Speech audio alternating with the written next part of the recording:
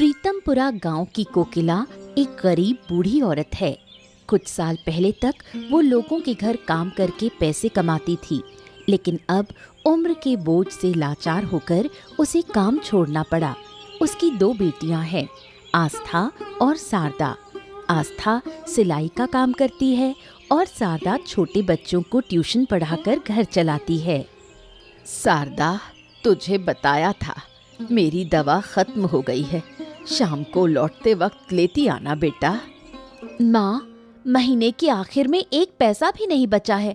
हर कुछ दिन में दवा, बाजार का खर्चा, मैं थक चुकी हूँ सब कुछ संभालते संभालते।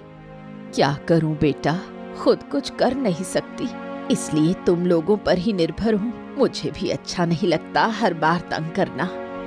सब कुछ मुझ पर ही क्यों? कभी आस्था से भी कुछ बोल सकती हो, वो भी सिलाई करके अच्छा कमाती है। कुछ दिन पहले उससे ही पैसे लिए थे, इसलिए अब शर्म आती है दोबारा कहने में। उस वक्त तो शर्म आती है, लेकिन मुझसे कुछ कहने में हिचक नहीं होती। सच कहूँ तो अब और नहीं झेला जाता। कब इस बोझ से छुटकारा मिलेगा कौन जाने।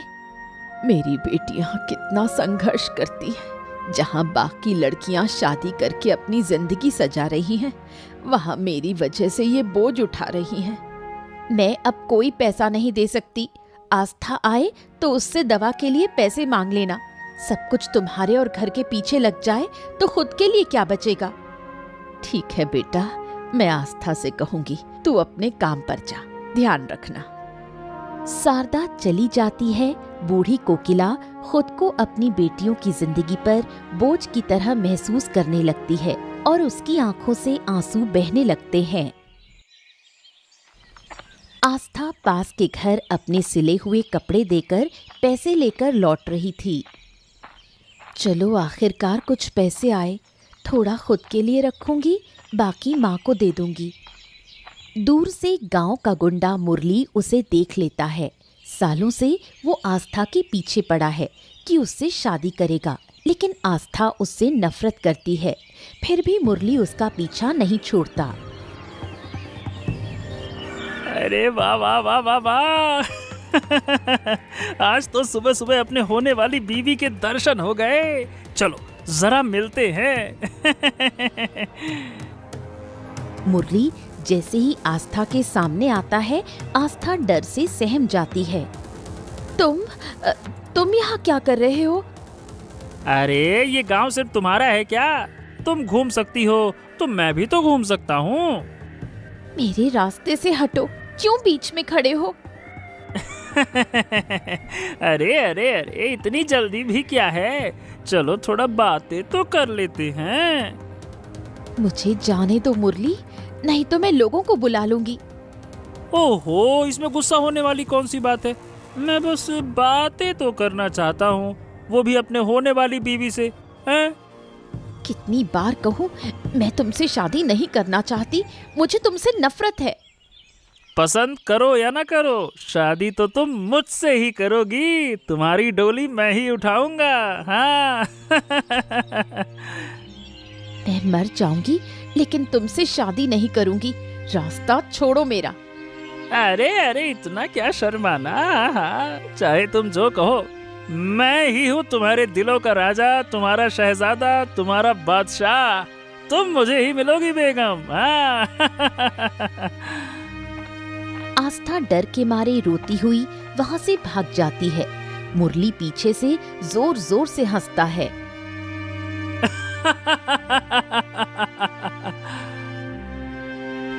बीमार कोकिला घर पर थी। आस्था रोती हुई दौड़कर घर आई। उसे इस हालत में देख कोकिला घबरा गई। क्या हुआ बेटी, इस हालत में क्यों आई? किसी ने कुछ कहा? उस गुंडे मुरली ने फिर से मुझे तंग किया माँ। अब तो घर से बाहर निकलने में भी डर लगता है। ओफो, इस मुरली ने तो जीना मुश्किल कर दिया है। समझ में नहीं आता क्या चाहता है। वो मुझसे शादी करना चाहता है, कहता है कि मेरी शादी सिर्फ उसी से होगी। माँ, मैं मर जाऊंगी, लेकिन उस मुरली से शादी नहीं करूंगी। जब तक मैं जिंदा हूँ, उसकी गंदी मंशा कभी पूरी नहीं होगी। मैं जल्द ही तेरे और शारदा के लिए अच्छे लड़के ढूंढूंगी। लेकिन माँ, अगर हमारी शादी हो गई तो तुम? मैंने बहुत सोचा है, मेरी वजह से तुम लोग अपनी जिंदगी क्यों बर्बाद करो। यही सही वक्त है तुम्हारी शादी का। लेकिन माँ, मुरली अगर शादी ना होने दे तो? मैं अभी जिंदा हूँ, सब संभाल लूंगी। मैं तुम्हारे लिए राजकुमार जैसा लड़का ढूंढूंगी। अपनी बेटियों को जिम्मेदारी से मुक्त करने और समाज की बुरी नजरों से बचाने के लिए कोकिला उनके लिए अच्छे लड़के ढूंढने लगती है। जयपुर के मशहूर कपड़ा व्यापारी पीताम्बर अपने बेटों प्रणव और आनंद के लिए योग्य लड़कियां ढूंढ रहे थे। तभी उन्हें आस्था और शारदा की तस्वीरें मिलीं। उन्होंने शारदा को प्रणव के लिए और आस्था को आनंद के लिए पसंद किया। प्रणव और आनंद, मैंने तुम दोनों के लिए 2 लड़कियां ढूंढी हैं। देखो, ये रही आस्था और शारदा, 2 बहनें। पीताम्बर ने तस्वीरें दिखाईं, लेकिन जैसे ही प्रणव ने आस्था की तस्वीर देखी, उसे वो बहुत पसंद आ गई और उसने आस्था से शादी की इच्छा जताई। आस्था छोटी है, इसलिए मैं उसे आनंद के लिए सोच रहा था। लेकिन अगर तुम्हें आस्था पसंद है तो आनंद से शारदा की बात कर लेंगे। क्या कहते हो आनंद, कोई आपत्ति है? अब नहीं पिताजी, जो आप तय करेंगे मुझे मंजूर है। तो ठीक है, फिर मैं कोकिला और उसकी बेटियों को घर बुला लेता हूँ। आगे की बात वहीं करेंगे, ठीक है? उधर कोकिला आस्था और शारदा को प्रणव और आनंद की तस्वीरें दिखाकर उनकी राय पूछती है। बड़े बेटे का नाम प्रणव है और छोटे का आनंद। दोनों ही अपने पिताजी का कारोबार संभालते हैं। माँ, जो भी तुम तय करोगी मुझे मंजूर है। आनंद ठीक ठाक दिखता है, आस्था के साथ अच्छा लगेगा, और अगर माँ को प्रणव पसंद है तो मुझे कोई दिक्कत नहीं। आस्था की शादी आनंद से नहीं प्रणव से होगी। लेकिन क्यों? मैं बड़ी हूँ तो प्रणव से मेरी शादी होनी चाहिए। पीताम्बर जी ने भी ऐसा ही सोचा था, लेकिन जैसे ही प्रणव ने तस्वीर देखी, उसे आस्था पसंद आ गई और उन्होंने तुझे आनंद के लिए चुना है। ये क्या बात हुई? मैं बड़ी हूँ, मेरी शादी बड़े बेटे से होनी चाहिए। माँ, क्यों ना तुम प्रणव से दीदी की शादी की बात करो, मुझे आनंद से कोई परेशानी नहीं। प्रणव ने आस्था को पसंद कर लिया है, जबरदस्ती कुछ करेंगे तो रिश्ता टूट जाएगा। बचपन से आस्था ही सब कुछ ले जाती है, अब मेरी पसंद का लड़का भी उसे पसंद कर बैठा। वो मेरी बहन नहीं, मेरी बदकिस्मती है। इस तरह आस्था और प्रणव और शारदा और आनंद की शादी पक्की हो जाती है। लेकिन मन ही मन शारदा ठान लेती है कि आस्था को वो चैन से जीने नहीं देगी। मुरली को जब पता चला कि आस्था की शादी प्रणव से तय हुई है तो वो बहुत गुस्से में आ गया। वो सीधा कोकिला के घर पहुंचा और तोड़फोड़ करने लगा। क्या? ये क्या कर रहे हो? रुको, मैं कह रही हूँ रुको। मैं सालों से कह रहा हूँ कि मैं आस्था से शादी करना चाहता हूँ और तुमने बिना मुझसे पूछे किसी और से उसकी शादी कैसे तय कर दी हैं? आस्था तुमसे डरती है, वो तुमसे शादी नहीं करना चाहती। उसने ये बात तुम्हें कई बार कही है। उसे क्या पसंद है क्या नहीं, इससे मुझे कोई फर्क नहीं पड़ता। मैं उसी से शादी करूंगा और अगर वो मुझसे शादी नहीं करती है तो मैं किसी और से उसकी शादी होने भी नहीं दूंगा। मैं अपनी बेटी की शादी तुमसे कभी नहीं करूंगी। अब यहाँ से निकल जाओ, वरना मैं पुलिस को बुलाऊंगी। अरे जिसे बुलाना है बुला लो, मैं यहाँ से नहीं हिलने वाला। मैं भी देखता हूँ कि उसकी शादी होती कैसे है। अब तो तुम शांति से नहीं जाओगे। रुको, अभी बताती हूँ तुम्हें। कोकिला घर के अंदर से एक धारदार छुरी लेकर भागती हुई बाहर आती है। मुरली उसे देखकर डर जाता है। कोकिला जोर जोर से चिल्लाने लगती है। आसपास के लोग जमा हो जाते हैं। शादी के दिन घर में सब लोग मौजूद हैं। शारदा और आस्था सज धज कर बैठी हैं। पीताम्बर कोकिला को बुलाता है। पीताम्बर बाबू, आपने बुलाया? हाँ, ये कुछ गहने हैं। ये प्रणव की माँ के गहने हैं। उनकी आखिरी इच्छा थी कि वो ये सारी चीजें दोनों बहुओं में बांट दी जाए। अब तुम जाकर आस्था और शारदा को बराबर हिस्सों में बांट दो। बारात आने ही वाली है, ठीक है? कोकिला गहने लेकर आस्था और शारदा के पास जाती है, लेकिन बांटते समय आस्था को एक जोड़ी झुमके और एक बड़ा हार ज्यादा दे देती है। ये क्या? तुमने बड़ा हार आस्था को दे दिया, मेरा क्या? धीरे बोलो, कोई सुन लेगा। आस्था बड़ी बहू है, उसे थोड़ा ज्यादा देना पड़ेगा। तुम्हें भी एक हार मिला है, बस थोड़ा छोटा है। बड़ी बहू को बड़ा हार मिलना ही चाहिए। माँ, मुझे छोटा हार पहनने में कोई दिक्कत नहीं। दीदी, तुम मेरा हार ले लो और अपना मुझे दे दो। ओफो, तुम लोग मुझसे ज्यादा समझदार हो क्या? अगर पीतांबर बाबू या प्रणव ने देख लिया तो बहुत गुस्सा करेंगे। शारदा, तुम्हें जो दिया गया है वही पहन लो। बड़ी बहू होने के कारण आस्था को ज्यादा सम्मान और अहमियत मिलने लगी, जिसे शारदा सह नहीं पाई। वो अंदर ही अंदर आस्था से जलने लगी और उसका जीवन बर्बाद करने की योजना बनाने लगी। शादी बहुत धूमधाम से हुई। पूरा गांव शादी की बात कर रहा था। आस्था और प्रणव बहुत खुश थे। अच्छा, मैंने तुमसे पूछा ही नहीं, तुमने पढ़ाई कहाँ तक की है? घर की जिम्मेदारी इतनी ज्यादा थी कि मैं और दीदी ज्यादा पढ़ नहीं पाए। गरीबी और तंगी ही हमारी साथी रही। अगर तुम्हें दोबारा पढ़ने का मौका मिले तो क्या करोगी? अगर मौका मिले तो मैं पूरी मेहनत से पढ़ाई करूंगी ताकि माँ का नाम रोशन कर सकूं। लेकिन अब इन बातों का क्या मतलब? मैंने एक फैसला लिया है। तुम दोबारा पढ़ाई शुरू करोगी, मन लगाकर पढ़ोगी। तुम्हारी पहचान सिर्फ मेरी पत्नी के रूप में नहीं होगी। सच कह रहे हैं? मैं फिर से पढ़ाई कर सकती हूँ? हाँ हाँ, बिल्कुल। पढ़ाई की कोई उम्र नहीं होती है। मैं कल ही जाकर सरकारी स्कूल में तुम्हारे दाखिले की बात करूंगा।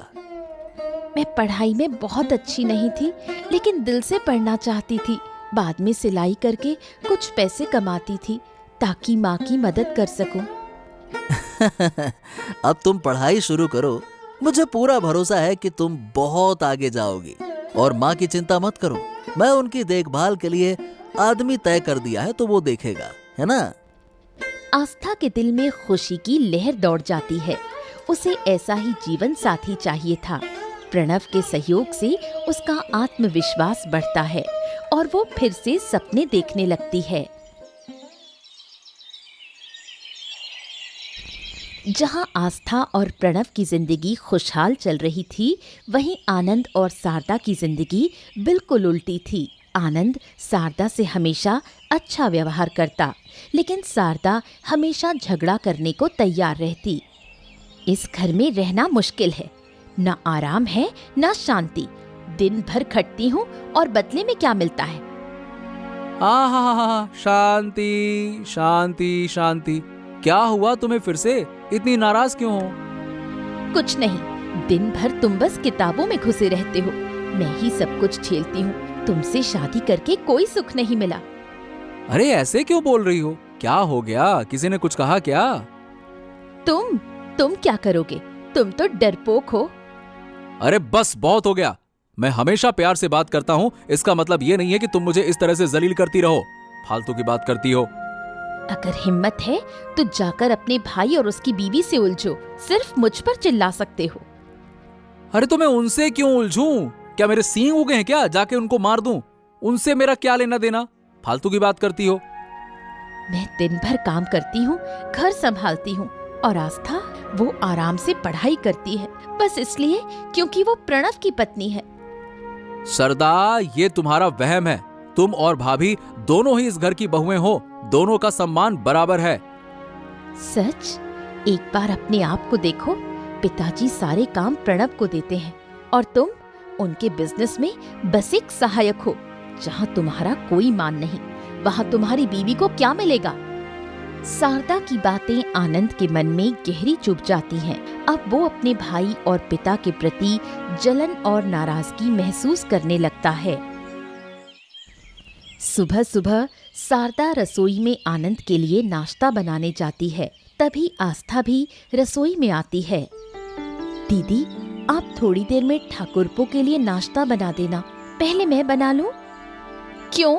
मैं पहले आई हूँ तो नाश्ता मैं बनाऊंगी, तुम बाद में करना। दीदी समझिए ना, उन्हें जल्दी काम पर जाना है शहर से बाहर, और ठाकुरपो तो घर में ही है ना। आनंद ये सारी बातें सुन रहा था। वो धीरे से आस्था के पीछे आकर खड़ा हो जाता है। तो अगर दादा शहर जा रहे हैं तो फिर तो मेरा कोई काम ही नहीं हो सकता। हमेशा उन्हीं का नाश्ता पहले बनेगा और मैं इंतजार करूंगा, है ना? ठाकुरपो, मैंने ऐसा मतलब नहीं निकाला। आप तो घर पर हैं, इसलिए थोड़ी देर से भी नाश्ता हो जाए तो कोई परेशानी नहीं। मुझे अभी नाश्ता चाहिए। आज मेरा नाश्ता पहले बनेगा। अगर दादा इंतजार नहीं कर सकते हैं तो बाहर खा लें, बस। पर ठाकुरपो, दादा को जरूरी। सरदा, मेरा नाश्ता पहले बनाओ, मैंने कह दिया ना। मुझे किसी की बात नहीं सुननी है। ये रसोई किसी एक की नहीं है, समझ लो। आनंद के इस बदले हुए व्यवहार से आस्था बहुत दुखी होती है। शादी के बाद पहली बार आनंद ने उससे ऐसे गुस्से में बात की थी। वो चुपचाप खड़ी रह जाती है, कुछ समझ नहीं पाती। आस्था चुपचाप सिर झुकाकर कमरे में आती है और प्रणव बिना उसे देखे बोलता रहता है। मुझे तो लगा तुम नाश्ता लेकर आई हो। खैर, अब समय नहीं बचा है, बहुत देर हो गई है, अब मैं जाता हूँ। नाश्ता बनाने देती तो जरूर बना लाती, लेकिन रसोई में घुसते ही मुझे अपमान सहना पड़ा। क्या मतलब? किसने तुम्हें अपमानित किया? अरे किसकी इतनी हिम्मत हुई, बताओ मुझे। कोई नहीं, छोड़ो, तुम्हें तो देर हो रही है। चलो, मैं तुम्हें बाहर तक छोड़ देती हूँ।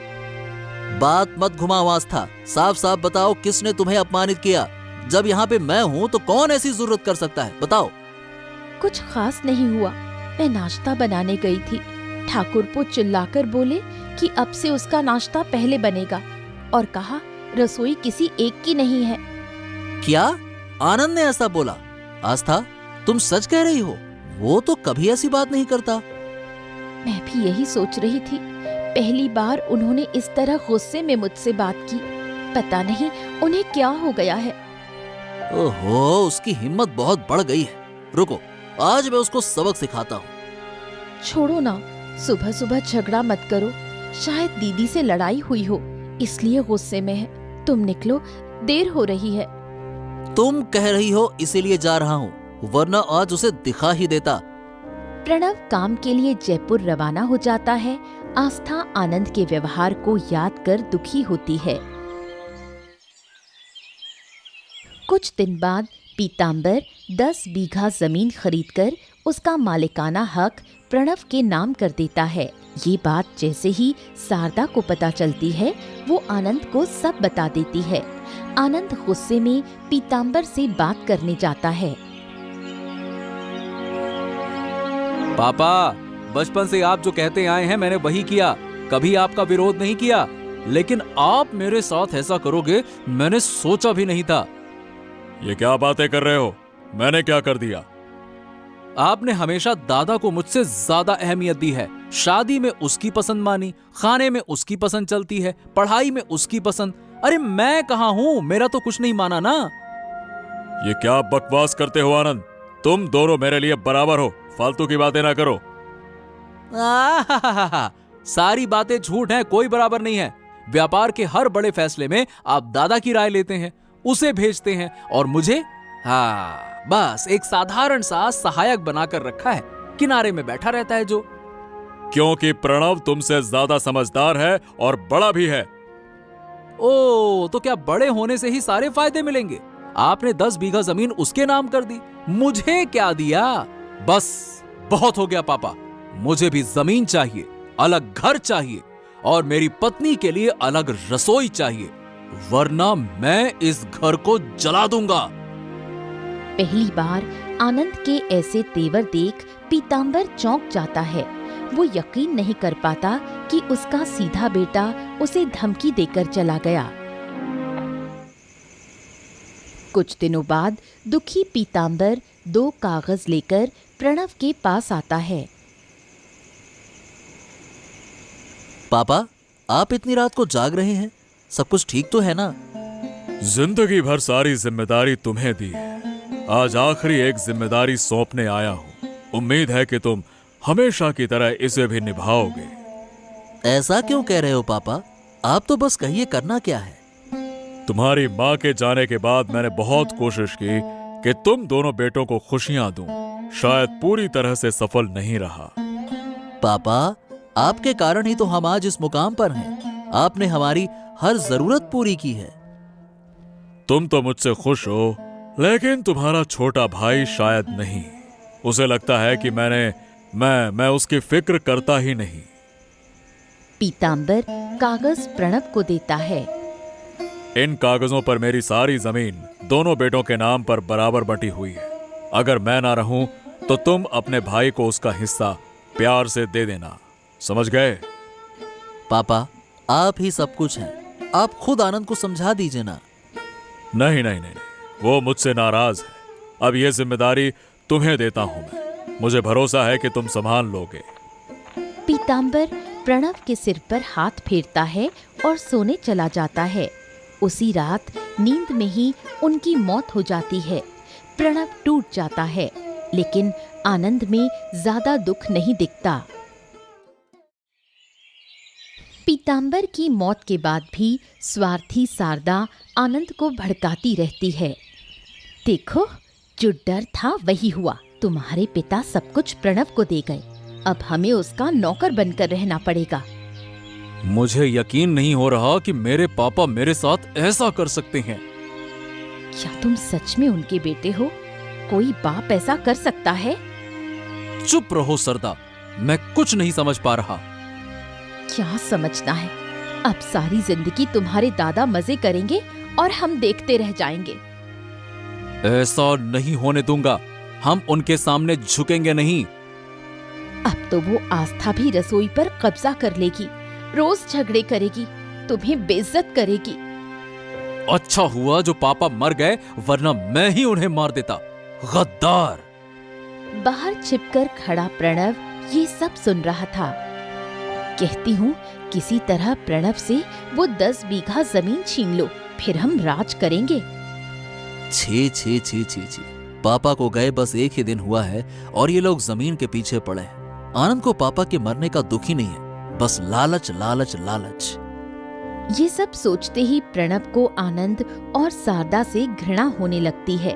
वो चुपचाप वहां से चला जाता है। 1 महीने बाद आस्था और प्रणव कोकिला को लेकर नदी किनारे जाते हैं। वहीं वो आनंद और शारदा को बुलाते हैं। ये दोपहर में सबको नदी के किनारे क्यों बुलाया है? आज सारे हिसाब साफ करने हैं, इसीलिए मैंने सबको बुलाया है। अच्छा, किस चीज का हिसाब? पापा ने मरने से पहले मुझे कुछ जिम्मेदारियां दी थी, आज वो मैं पूरी कर रहा हूँ। हाँ, पापा तो हमेशा से ही सब तुम्हें ही देते आए हैं, इसमें नया क्या है? बताओ। आज तुम्हारा ये भ्रम टूट जाएगा आनंद, और जो जहर तुम्हारे दिमाग में भर गया है वो भी साफ हो जाएगा। प्रणव पीताम्बर द्वारा दी गई जमीन के कागज आनंद को दिखाता है। ये देखो, ये जमीन 20 बीघा है, 10 तुम्हारी 10 मेरी। घर भी पापा ने हमारे नाम पर बराबर बांटा है। हाँ, मतलब मैं अब तक जो सोचता रहा वो सब गलत था। हाँ, और पापा की मौत के बाद जो बातें मैंने तुम्हारी पत्नी से सुनी, उसके बाद मैंने तय किया अब हम अलग रहेंगे। अलग घर, अलग व्यापार और अलग रसोई। आनंद और शारदा 2 रसोई घर देखते हैं। अब रोज झगड़े नहीं होंगे। ये रही तुम्हारी रसोई, यहीं से तुम अलग खाना बनाओगे और जल्द ही हम अलग घर भी बना लेंगे। ये सब सुनकर आनंद और शारदा को अपनी गलती का एहसास होता है। वो रोते हुए माफी मांगते हैं। दादा, मैंने सरदा की बातों में आकर तुम्हें गलत समझा। लगा तुम और पापा मुझे नजरअंदाज करते हो। इसी गलत फहमी में मैंने बुरा बर्ताव किया।